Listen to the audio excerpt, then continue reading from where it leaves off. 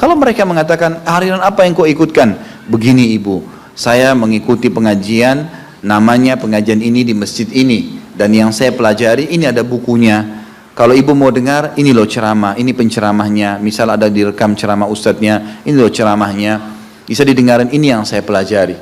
Ini mungkin aliran tidak benar, sesat. Enggak. Kalau ibu mau silakan ibu datang. Ibu dengarkan. Kalau menurut ibu tidak baik, ibu oke, saya tidak akan datang. Biarin dengar. Bismillahirrahmanirrahim.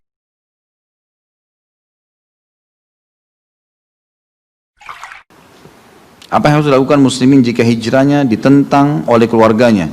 Apakah keluarganya itu termasuk kafir? Karena keluarga saya menganggap saya masuk aliran sesat dengan mengikuti kajian dan berpakaian syar'i. Apakah saya akan masuk neraka jika menentang keluarga termasuk orang tua?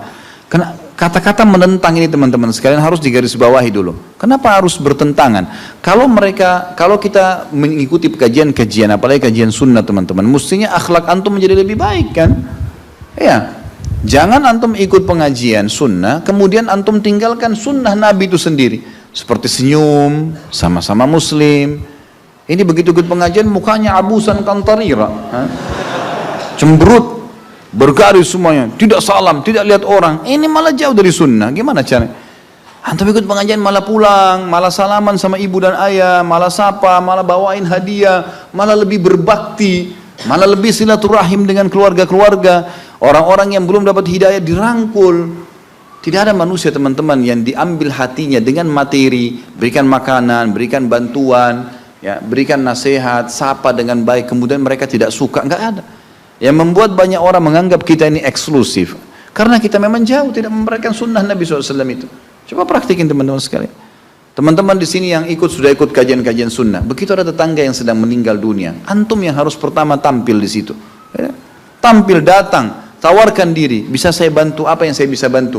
Bawain makanan takziah, 3 hari kita disuruh bawa makanan. Doakan, sabarkan, senyum dengan mereka. Kita lakukan sunnah Nabi, mereka lakukan ritual yang bid'ah, kita tinggalkan, kita nggak usah ikut. Tapi kita jalankan sunnah Nabi SAW. Dan banyak ikhwan yang jalankan saran saya ini, Masya Allah, akhirnya tetangganya pada faham semua. Akhirnya jadi mulai banyak bertanya, mulai jadi gini dan seterusnya. Gitu kan? Antum jangan malah menjauh.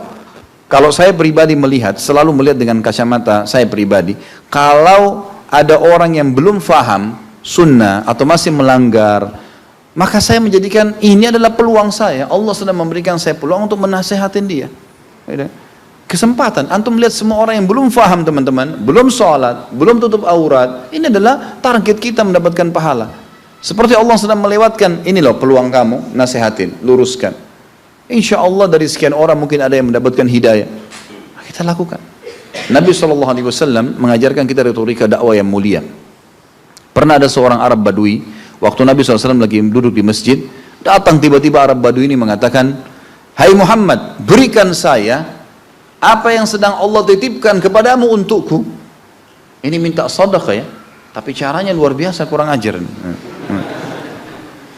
Para sahabat berdiri, ini sudah tinggal tunggu instruksi, gebukin nggak nih? Maka sahabat sudah tunggu, berdiri pada berdiri. Nabi SAW sudah tahu ini bahaya, akan digebukin nih orang. Maka kata Nabi SAW, apa yang kau inginkan? Dia bilang, ya kasih saya apa yang sudah Allah titipkan padamu. Nabi SAW kasih, ini silahkan. Ada yang Nabi pegang gitu kan. Nabi tanya dia diam. Sudah cukup kah? Belum cukup. Lihat bayangin kurang ajarnya, retorikanya nggak baik. Kemudian juga waktu ditanya, dia masih bilang belum cukup. Nabi kasih lagi. Cukup kah? Belum cukup. Sampai 3 kali. Kata Nabi SAW, baiklah, ikut ke rumah saya. Ini sahabat sudah pada geram semua ini. Ikut orang ini ke rumah. Lalu Nabi SAW mengatakan, ambillah ini. Dikasih banyak hal, tidak disebutkan dalam hadis apa saja, tapi dikasih. Sampai Nabi mengatakan, cukup kah? Baru orang itu mengatakan, jazakallahu khairan. Cukup.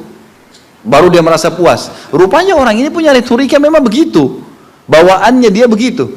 Kesannya kasar gitu kan. Baiklah, setelah itu Nabi SAW mengatakan, ketahuilah di jiwa saudara, di jiwa sahabat-sahabatku ada beban pada saat tadi kamu mengucapkan kalimat-kalimat itu. Artinya kamu tidak santun memintanya.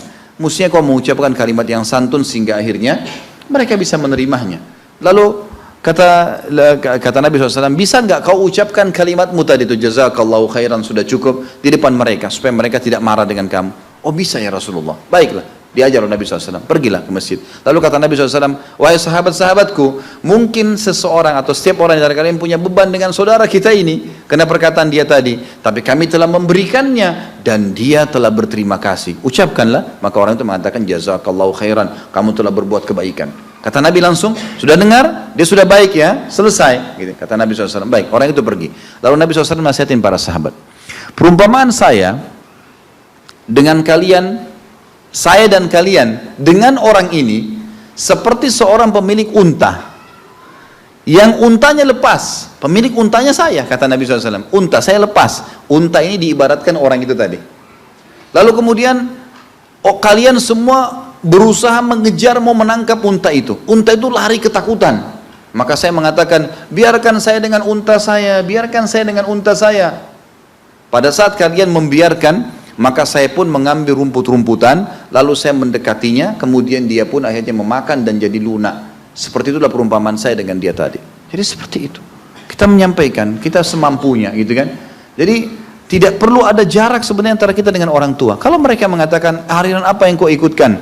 Begini ibu, saya mengikuti pengajian, namanya pengajian ini di masjid ini. Dan yang saya pelajari, ini ada bukunya. Kalau ibu mau dengar, ini loh ceramah, ini penceramahnya. Misal ada direkam ceramah ustadznya, ini loh ceramahnya.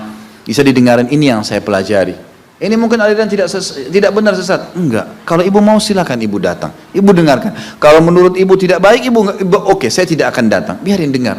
Saya pernah sarankan seorang akhwat atau seorang ikhwah pernah mengatakan orang tuanya larang. Lalu saya bilang coba ajak dengar sekali saja. Insya Allah kalau dia duduk dengarkan ceramah dengan benar, memang dia mau tahu isinya apa, sekali aja insya Allah dia akan ikuti.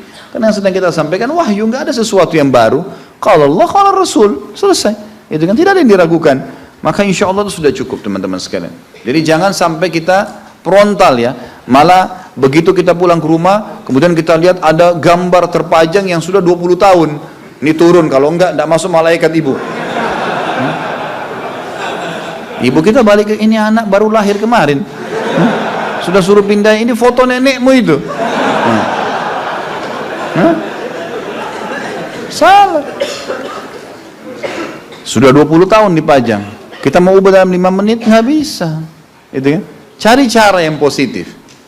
Saya sudah pernah ajarkan teman-teman dan saya ulangi lagi. Cara efektif kalau orang yang lebih tua adalah bertanya dan bercerita. Jadi misal Ibnu Taimiyah rahimahullah dalam satu kisahnya pada saat dikirim oleh ibunya untuk belajar di Mekah, ke Mekah, dia tahu ibunya di pedalaman ini masih minta-minta ke kuburan, masih ada hal-hal yang dilakukan yang salah gitu. Dia sudah belajar, dia sudah tahu gimana caranya. Ibunya yang urus dia juga yang dibiayai oleh ibunya gitu. Maka dia tulis surat. Dalam surat itu dia tulis setelah dia memuji Allah, salawat untuk Nabi SAW, baru dia mengatakan, ibu jazakillahu khairan sudah mengutus saya ke Mekah, saya jadi belajar agama, dan alhamdulillah di sini. Diceritakan Mekah dulu, musim. Jadi dia ceritakan bahwasanya ibu saya di Mekah ini ramai di musim haji, di musim umrah, banyak orang datang. Diceritakan keadaan pasar, keadaan rumah yang dia tinggal, teman-teman yang dia bersahabat. Kemudian mulai dia masuk ke penutupan suratnya. Bagaimana dia belajar, saya baru tahu ibu, ternyata guru saya mengajarkan begini-begini, dan ini dalilnya. Sampai Ibnu Taimiyah waktu baca itu terharu, dan dia akhirnya mengetahui, oh begitu ya, dia juga baru tahu. Jadi dia bukan seperti menggurui ibunya, tapi dia sedang menceritakan, gitu kan. Ternyata begini, ternyata begitu, saya juga baru tahu ya. Jadi sama-sama kayak orang lagi share, lagi berbagi, padahal dia niat untuk mendakwainya. Itu biasa digunakan retorika untuk orang yang lebih tua. Jadi kita membahasakan itu teman-teman. Jangan frontal, jangan terlalu kaku. Apalagi kalau sesuatu itu sudah lama, kita bertahap. Kadang-kadang ingkar mungkar itu menjadi dilarang kalau mudaratnya lebih besar. Kita jangan buru-buru, gitu kan? Tetap kita doakan, tetap kita berusaha ambil hatinya orang. Kata dalam pepatah bahasa Arab, raihlah hati seseorang, maka kau akan bisa kau akan bisa memberikan, kau akan bisa membuatnya menerima apa saja darimu. Raihlah hatinya, kau akan bisa membuatnya menerima apapun darimu, gitu kan? Jadi memang hatinya yang kita ambil teman-teman sekalian. Bantu, tetap bakti. Apalagi kalau orang sudah, teman-teman yang punya orang tua, bakti kepada orang tua itu. Tunjukkan kepada mereka kalau kita sudah ikut pengajian lebih baik, lebih soleh, lebih soleha. Insya Allah tidak akan frontal. Ya, jangankan pakaian, mungkin malah dia ikut. Ada banyak ikut dan akhwat begitu ya. Sampai orang tuanya, mertuanya, Masya Allah semuanya ikut di pengajian. Karena dia bisa berhasil menyampaikan cerita, dia ceritain dan tidak menyalahkan mereka ya. Saya baru tahu loh ternyata itu begini-begini. Kemarin saya dengar ceramah begini, itu bagus penyampaiannya dan akhirnya dia bisa menarik orang-orang untuk mendengarkan ceramah. Dia juga berdakwah. Insya Allah tidak akan terjadi itu. Ya, insya Allah apa yang dikhawatirkan tidak akan terjadi. Allah alam, ini saran saya.